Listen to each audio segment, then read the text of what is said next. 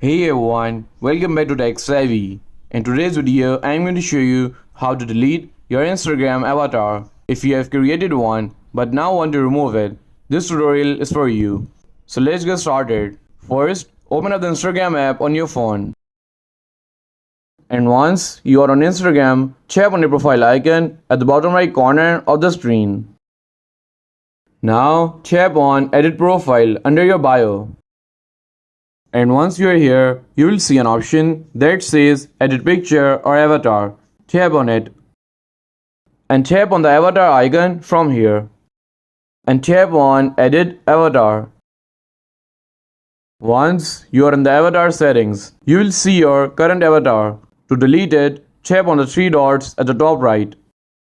And you will see an option that says Delete Avatar. Tap on it.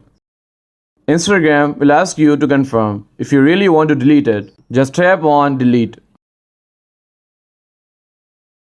And that's it. You have successfully deleted your Instagram avatar. If you found this video helpful, please give it a thumbs up and don't forget to subscribe to Tech Savvy for more helpful content. And I will see you in the next video. Thanks for watching.